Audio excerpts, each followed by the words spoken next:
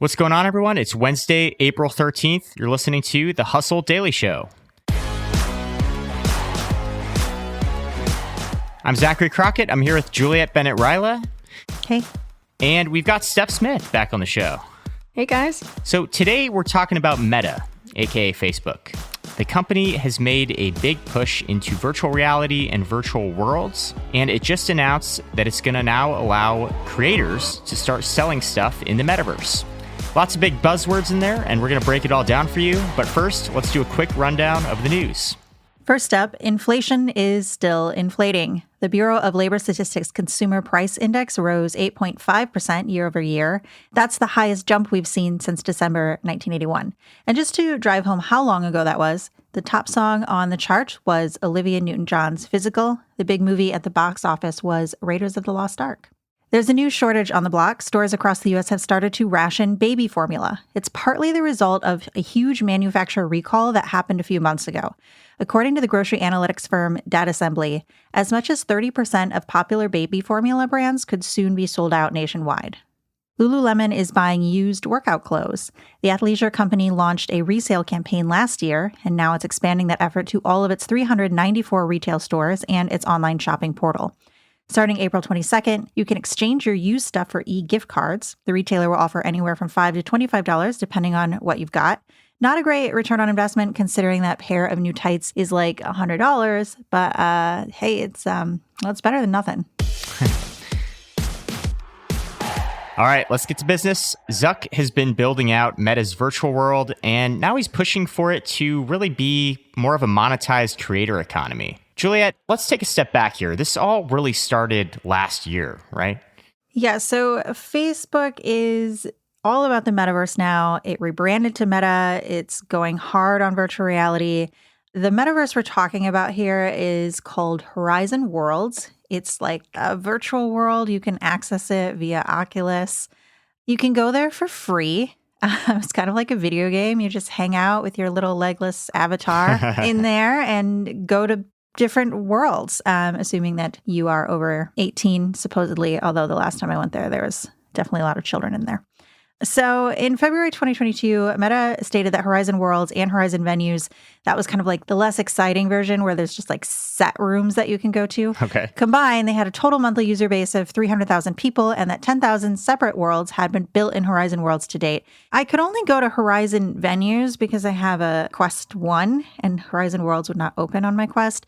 Horizon Venues is just a bunch of rooms that you can go in and maybe you can watch something, you can interact with other people. Horizon Worlds is a much more vast place. People can build worlds in there. So it's kind of like Roblox or really any other place where you have user-generated content where people can make stuff and then you can go and do or experience the things that people make. And with this announcement that creators can start selling things in this metaverse, what kind of things are we talking here? So it could be virtual stuff like, if somebody says, oh, I've got an outfit that your avatar can wear, you can buy that. And it could also be access to events like a meditation course or a game, or maybe it could be access to a world that someone creates, like a VIP area or something that you can only get to if you pay a fee to this creator. And like you said, this isn't like a totally new thing. I mean, there are tons of virtual worlds that are monetized out there. There's Decentraland, where you can buy virtual plots of land. There's Axie Infinity. People have dropped absurd amounts of money on digital assets in recent months. Someone paid $450,000 for a plot of land next to Snoop Dogg in a virtual world. In another transaction, tokens.com bought an entire virtual street for $2.4 million. So this is just like Facebook's version of something that already exists pretty widely at this point. Yeah, it's essentially Facebook's metaverse, though there are other metaverses out there like Decentraland. The original metaverse was Neopets, wasn't it? I mean, a lot of the same digital assets were sold back then. You could buy a paintbrush to edit your Neopet. You could buy land. You could get special features to upgrade in a particular game. I know we didn't access it through the lens of an Oculus, but this has been going on for literally decades. Right. And Steph, you have spent a lot of time in the past several months building your own creator economy inside HubSpot. We're launching a creator network. What are some of the challenges that you've seen with building a creator economy from scratch? And what kind of challenges do you think a platform like Meta might encounter in trying to replicate this? Yeah, so I think the major headwind that they're going to face is just the number of people engaging in this space so far. I know they're trying to build that up, but if we even compare some of the numbers that Juliet mentioned, 300,000 people sounds like a lot, but when you compare it to Facebook's monthly active users, which are closing in on 3 billion, that is less than 1%, or actually, I think pretty significantly less than 1% of these other platforms that exist that have just this stream of traffic coming through of people who are engaged in different types of media. And so what do creators really want? Well, they want to create great content, but they also need consumers of their content. And so I think that's the major thing that Facebook is going to struggle with is they're going to build up these wonderful metaverses or places or malls that people can hang out in the digital world, but they need to replicate the other side of the marketplace, which is people engaging in those spaces. And I think it's going to be very transient for a long time. I mean, marketplaces face this issue all the time where they build up supply and they don't have the demand. Sure. And therefore, the people who come through the system when there's not enough demand end up churning because it's a really bad experience. I'm trying to think of like how I would explain this to my mom or like someone who doesn't understand really what the metaverse is. Like inside of Horizon Worlds, people are teaching meditation classes or they're doing business seminars or whatever they want to create inside of these virtual worlds. How is that markedly different than just, doing a virtual meditation class over Zoom or something, right? I don't think it is for the most part. We're at an inflection point where Facebook or other platforms that are invested in this more AR or VR metaverse are going to have to figure out how do we create products or content that does differentiate because of the access through more of our senses, right? Like I know you guys have talked about different companies using Scent, or in AR, VR, you have more of a 3D exposure to the content. But if you're just doing meditation in an app, I don't know if you're actually leveraging some of these new features as much. And in reality, you're just listening to the meditation the same way you'd be listening through an AirPod. Right. Yeah, there's some talk about it being more immersive and you having more agency. So let's say you're in a world and you decide, I want to go over there. Well, you can just go over there. You don't necessarily have to sit through something you don't want to sit through. You just leave. You go bounce around to something else. And I've seen this kind of work pretty well. I once joined a friend for it was like a VR Burning Man. And like Burning Man is probably not a place I would go in real life, but it was kind of cool in VR because it was like, oh, you made an art thing? I'm going to go look at your art thing. Oh, you made a song? I'm going to go look at that. And I had a lot of agency to just move around and do whatever I wanted. But at the same time, you could just close your computer and leave the Zoom meditation as well. I think they're really going to have to build a place that feels immersive. I have to be in 360. I have to be hearing spatial audio. I think that's the key. Yeah, I think it's also going to be interesting how this kind of redefines what has utility as a good or a service.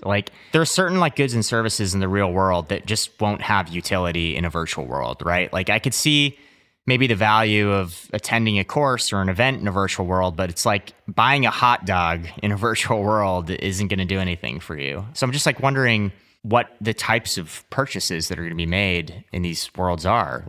Are they new skins for avatars or I don't know, maybe I'm just not thinking about this very creatively. There may be an application in gaming. People already buy skins for their game characters, even if they have no traits at all. It's just what they look like. And people do and could buy items for games that's this sword gives you plus whatever. Maybe. I don't know.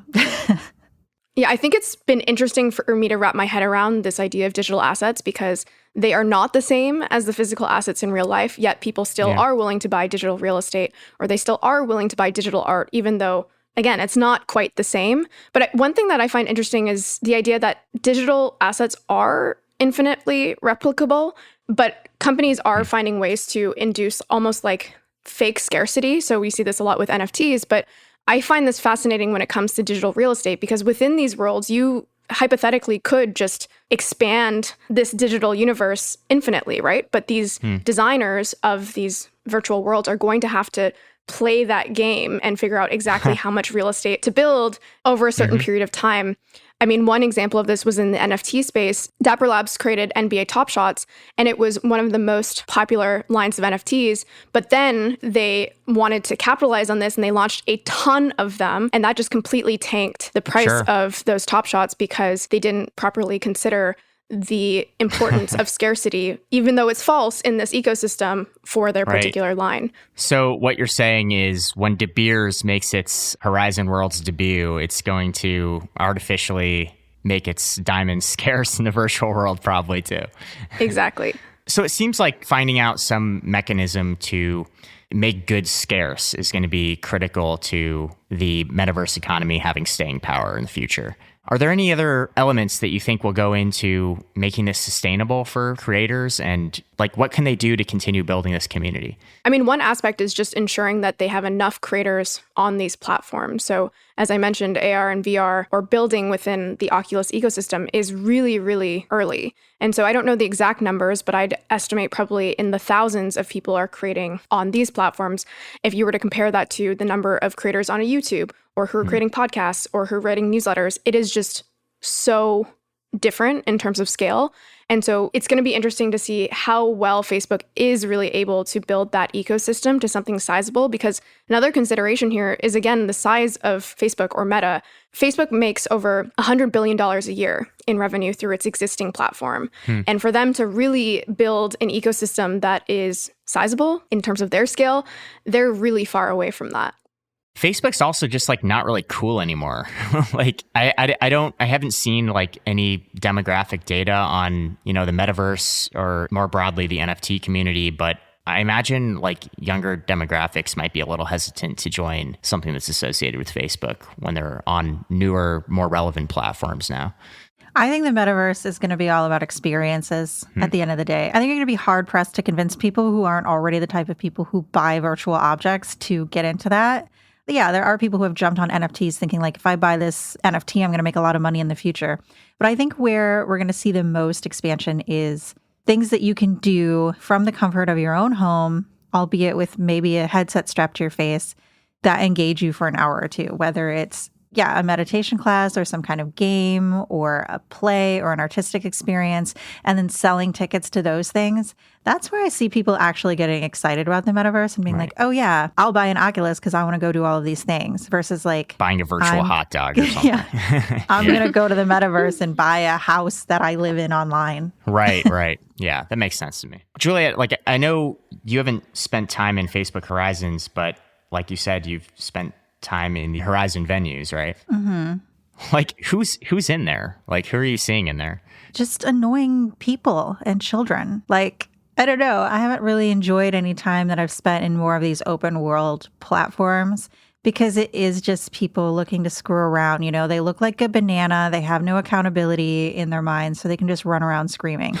I have kind of enjoyed VR experiences that are a little more curated, where it's like, you know, buy a ticket to this experience or watch this thing in VR. You know, those have kind of been fun. But yeah, for me, I don't want to be in a VR room with random people any more than I want to like do an escape room with 60 random people and 12 children. Like, what's an example of something you have purchased in the metaverse? I went to Sundance in VR. Oh, really? That's cool. And I went and did a bunch of their experiences. So I went to a VR show called Welcome to Respite, and it was entirely in VR. There were live actors in it, but obviously I could only see them as their avatars. It's actually been winning quite a few awards. Like, it was at Tribeca. And it was really good. Like, it was a good play. And if I had went to that play in real life, I'm sure I would have enjoyed it there, but I couldn't go in real life because it was the pandemic. And it is now playing in Los Angeles, but I would rather do it again in VR than be on a bus for like 2 hours to go see it on the other side of town. So I would repeat that experience. I think the key here is that people talk about the metaverse like you're going to want to replace the existing physical world with this metaverse experience. And ultimately, at the end of the day, you don't want to be surrounded by people all day long. In the physical world, you probably won't want that equivalent in the metaverse. Instead, what do? In the physical world, you go watch a show, you go hang out with friends and go rollerblading. You go do very specific things with your friends to experience them. And I think the same thing will be true, as Juliet said, in the metaverse. Like, you go to experience a very specific thing. You pay for that thing. But I don't know if we're going to replicate, at least in the near term, what we have in the physical world, which is our homes and food and I don't know, just more of the nuance that we experience in everyday life. Sure. Yeah, the way I see people using it is I'm going to go to a virtual space with my existing friends and hang out with them there. Or I'm going to go to something that I'm interested in, kind of like if you went to a board game meetup because you knew you were going to meet people there who wanted to play board games with you. Kind of like how people right now might go into a server and play an online game that they really like with other people they know like that game. That's what I'm seeing people doing. And then people who are just wandering into random worlds, it's kind of just like they don't stay put. They tend to blink in and out and run all around. Sure. Well, speaking of the real physical world, one more thing I wanted to touch on here before we leave is this weekend, a Kmart in New Jersey is going to close down its doors for good. And this might not seem like a big deal, but it's one of only 4 Kmarts left in the entire continental United States. Kmart goes all the way back. It was founded in 1899 and rebranded as Kmart in the 1960s. And it grew to like more than 2,000 stores over the years. And it really became one of those like iconic American retail chains.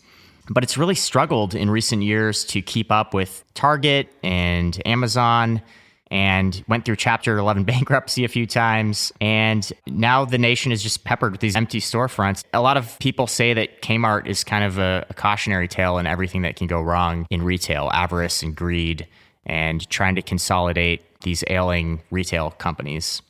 But the silver lining here is that nationwide, a lot of vacant Kmarts have been replaced by other big box stores. Some of them have turned into fitness centers, storage facilities, churches.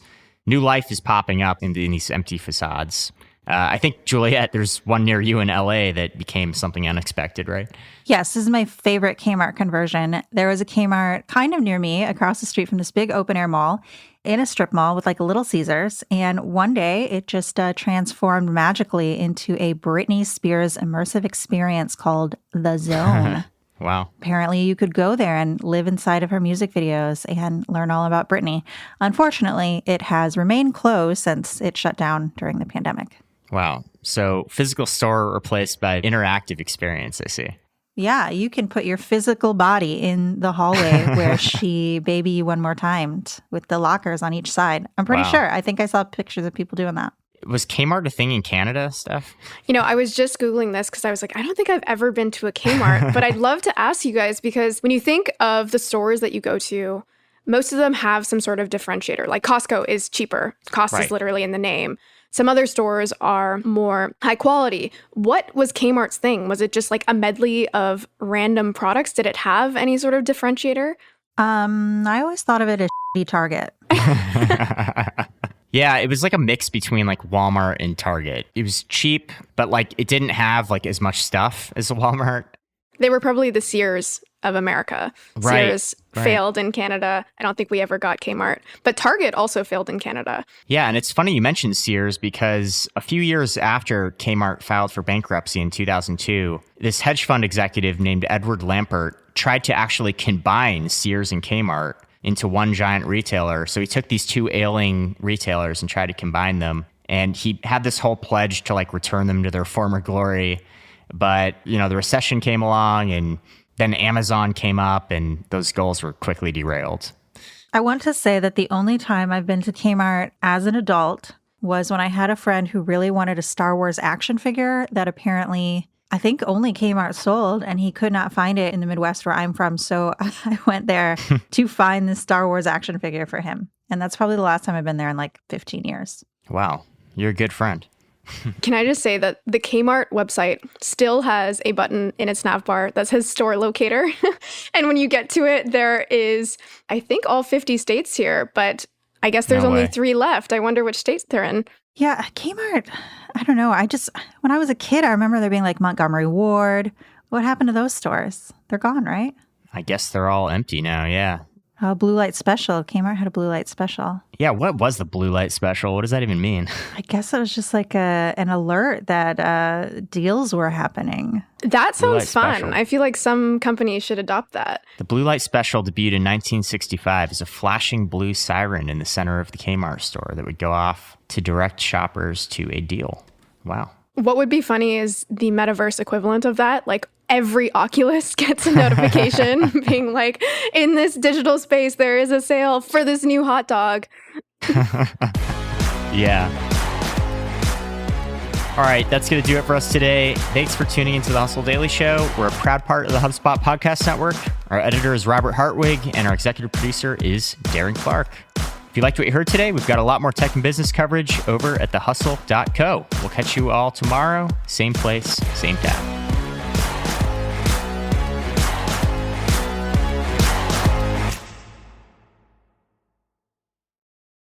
Hey guys, if you listen to the Hustle Daily Show on Google Podcasts, we want to let you know that the option will no longer be available pretty soon. Google is sunsetting its podcast app sometime in early 2024 in favor of YouTube Music, and we want to give you a heads up before it's too late, since that time's almost here. The Hustle Daily Show is available everywhere and anywhere that you listen to podcasts, like Apple Podcasts and Spotify. If you're using YouTube Music, we are there as well. If you're an Android fan, there are plenty of apps like Overcast, Pocket Casts, Player FM, and more. So just search for us wherever you decide to listen to your favorite podcasts.